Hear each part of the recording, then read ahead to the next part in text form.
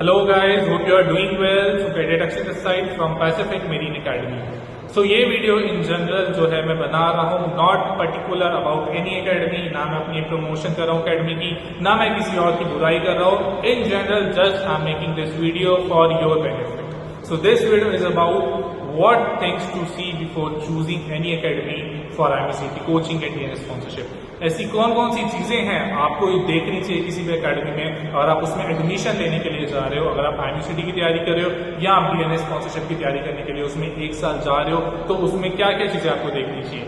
सबसे पहले तो एक चीज याद रखना, ऐसी बहुत सारी एकेडमीज खुल गई हैं एंड बहुत फ्रॉड चल रहा है बच्चे के साथ. तो जो भी एकेडमी सबसे पहले तो जाते ये कह रही है कि हम आपको पैसे देके चढ़ा देंगे 3 महीने में, 6 महीने में, 9 महीने में, 1 साल में, ये जैसे भी करके आपको 3 lakh, 4 lakh, 5 lakh. A big no to all those academies. ठीक है, they all are running fraud, they are agents. ठीक है, पैसा लेके भाग जाएंगे. सो प्लीज किसी पे भी ट्रस्ट मत करना. और ये आजकल बहुत ट्रेंड में आ गया है हर एक जगह, पंजाब, हरियाणा, राजस्थान, स्पेशली दिल्ली, मुंबई में तो ये टॉप लेवल पे चल रहा है. बिकॉज जितनी भी शिपिंग कंपनीज के ऑफिस है वो यहाँ पे. बच्चे बहुत पैसा वेस्ट करते हैं, अपना एक साल वेस्ट कर देते हैं. कई बच्चे तो एक बार शिप पे चढ़ भी जाते हैं बट उनके डॉक्यूमेंट्स रख लिए जाते हैं, उनको वापस नहीं भेजा जाता. सो बहुत हरासमेंट होती है. So my personal suggestion to you is, अगर जाना है तो एक नंबर के तरीके से जाओ, तैयारी करो अच्छे से, IMCT निकाल लो, DNS की स्पॉन्सरशिप निकाल लो. DNS नहीं मिल रहा तो BSc BTech की निकाल लो एंड उसके बाद किसी भी अच्छे कॉलेज में जाओ जिसका प्लेसमेंट अच्छा हो. कोई भी पैसा लेके भेज रहा है, जितने मर्जी पैसे लेके भेज रहा है, चाहे 1 लाख है, चाहे 3, 4, 10 लाख लेके भी कोई भेज रहा है, उसको बिल्कुल ही मना कर दो कि आप नहीं जाओगे. बिकॉज डॉक्यूमेंट्स भी आपके 2 नंबर के बनाएगा, वो सब कुछ 2 नंबर करेगा. तो ऐसी किसी भी एकेडमी में तो सबसे पहले नहीं जाना. अब दूसरी बात आती है कि एकेडमी चूज करने से पहले क्या क्या चीजें देखनी है और कैसे किसी भी एकेडमी जाना है, अप्रोच कैसे करें उसको, और पता कैसे लगाएंगे वो एकेडमी सही है, फ्रॉड है, फर्जी है, क्या चल रहा है उसमें. So the first thing is that check the previous record, check on social media. आजकल सब बच्चे बहुत इंटेलिजेंट है, ठीक है ना. मैं ये नहीं बोलूंगा कि हमारे रिकॉर्ड चेक करो. आप किसी भी एकेडमी में जा रहे हो सबके रिकॉर्ड चेक करो, किसके पास कितने स्टूडेंट्स हैं, क्या उसका रिकॉर्ड रहा है, सक्सेस रेट क्या रहा है, कितने सालों से चल रही है, स्टेबल है नहीं है, कितनी एक्टिव है सोशल मीडिया पे, वो क्या क्या पोस्ट कर रहे हैं, सब कुछ, each and everything. And one more thing, social media पे जो जैसा दिखाया जा रहा है वो वैसा है एक्चुअल में या नहीं. ठीक है, ये चीज बहुत जरूरी है देखना.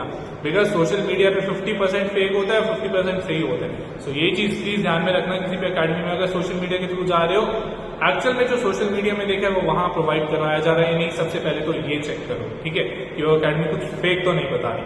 सेकंड आता है उसका सिलेक्शन रेट. सिलेक्शन रेट क्या रहा है, किसी भी एकेडमी में जा रहे हो सबसे पहले उसका सिलेक्शन रेट पूछो कि आपके पास टोटल कितने स्टूडेंट्स थे, उसमें से कितने IMCT क्लियर किया और कितने सिलेक्ट हुए हैं आपकी डिफरेंट कंपनीज में.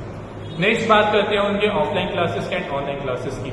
सो my personal recommendation to you is never taking any academy name, but offline classes are far better than online classes. इसका रीजन क्या होता है, सबसे पहले तो ऑब्वियस ही बात है ऑफलाइन क्लासेस की फीस ज्यादा होती है, बट अगेन आप कोई भी डाउट पूछ सकते हो, आपको प्रॉपर रूटीन बनी रहेगी, आपको एक टॉपिक समझ आएगा, आपको हैंड रिटन नोट्स दिए जाएंगे, आप खुद आके कॉपी पेन से लिखोगे, आपकी मेमोरी पावर बढ़ेगी, आपका टेस्ट ऑफलाइन होगा, आपको एक डर रहेगा अंदर की हाँ अगर मैंने प्रिपरेशन नहीं की तो next year I am answerable to the teacher. And अगर आप ऑफलाइन में नहीं आ रहे तो पेरेंट्स को रिकॉर्ड जाएगा, टेस्ट का रिकॉर्ड घर पे जाएगा. So that are the perks of offline coaching. ठीक है, एंड आई हाईली रिकमेंड कोई अकेडमी ज्वाइन करो. ऑनलाइन बैच जितना हो सकता है मत लो एंड ऑफलाइन में इन्वेस्ट करो.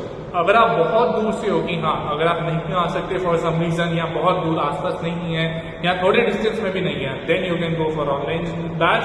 बट आई हाईली रिकमेंड कि आप ऑफलाइन ही ज्वाइन करो, ठीक है, ताकि आपको फिजिकल क्लासेस मिले. एंड मोस्ट इंपॉर्टेंटली जो इंटरव्यू की प्रिपरेशन होती है, ऑनलाइन जितनी मर्जी में आप इंटरव्यू दे दो, जो मर्जी दे दो, जो ऑफलाइन में होती है वो उसका सिर्फ 30 to 40% है. सबसे पहले आपकी पर्सनैलिटी एंड आपका वे ऑफ बिहेवियर देखा जा रहा है, कैसे आप बात कर रहे हो. इंटरव्यू तो बहुत दूर की बात है, वो बाद में आता है. सो आपको ऑनलाइन में कोई बता ही नहीं सकता. So that is the one most important thing to clear the sponsorship. अब नेक्स्ट बात आती है आपके टीचर्स का रिव्यू. किसी भी एकेडमी में जा रहे हो पहले दिन ही जाके नहीं फीस देनी. सबसे पहले तो 1 या 2 दिन का डेमो क्लास लो. कई एकेडमी 1 दिन का देती है, कई 2 दिन का आपको देती है. तो जितना उनका टाइम पीरियड है उसके हिसाब से 1 दिन या 2 दिन का डेमो क्लास लेके देखो, अपना रिव्यू बताओ उनको एकेडमी को, वो उसको सुन रहे हैं नहीं सुन रहे हैं, या आपको बता रहे हैं कि हाँ इंप्रूव करेंगे नहीं करेंगे. बाकी बच्चों से रिव्यू लो, कैसा चल रहा है, कैसा टीचर कैसा पढ़ा रहा है। सो इन सब चीजों को भी देख के अपना माइंडसेट बनाओ कि जो टीचर है वहाँ पे उसको कितनी नॉलेज है। अब सपोज आपकी इंटरव्यू प्रिपरेशन हो रही है, तो अगर वो बंदा ही अगर जो है वो मर्चेंट नेवी की बैकग्राउंड से नहीं है, so how can he do the interview preparation, ठीक है, आपको कैसे करवा सकता है वो। सो that is the main thing. Next आपको क्या देखना है कि जो कोचिंग का ऑनर है, मेन चीज है कि कोचिंग का जो ऑनर है वो it is from the merchant navy background और नॉट। अब अगर मैं किसी बैंक की तैयारी कर रहा हूँ, किसी और की तैयारी कर रहा हूँ, गवर्नमेंट एग्जाम की, ऑब्वियस सी बात है मेरे को मर्चेंट नेवी के बारे में नॉलेज नहीं है और मैं कोचिंग खोल के बैठ गया हूँ, तो that is just for time pass, side business हो रहा है। सबसे पहले तो ये देखो वो कोचिंग का ओनर जो है वो किस रैंक पे है, कितना एक्सपीरियंस है उनको, ठीक है, कौन से कंपनी में सेल कर रहे हैं, कितने टाइम से जा रहे हैं, अभी करंट सेल कर रहे हैं नहीं। सबसे पहले तो उनका प्रॉपर आपको नॉलेज होनी चाहिए कि हाँ, ऑब्वियस सी बात है जो बंदा इस बैकग्राउंड में है वही आपको सही गाइडेंस दे सकते हैं आगे। जो इस बैकग्राउंड से नहीं है वो सुनी सुनाई बातों पर विश्वास करेगा और आपको गाइड करेगा। नेक्स्ट आता है कि ओनर जो है वो कितने टाइम से कोचिंग चला रहा है, 4 साल, 5 साल, 6 साल, 1 साल, 2 साल, कितना टाइम हुआ है कोचिंग को चलते हुए।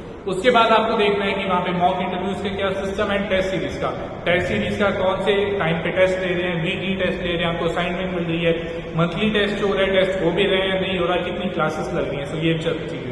उसके बाद इंटरव्यू प्रिपरेशन का देखना है आपको, इंटरव्यू की तैयारी कौन करवा रहा है। ऐसा तो नहीं है कि आपके 10 दिन में एक बार जाके मॉक इंटरव्यू की टर्न आ रही है और आपके कॉन्स्टेंटली इंटरव्यूज चलते आ रहे हैं और आपको कोई गाइड करने वाला नहीं बैठा।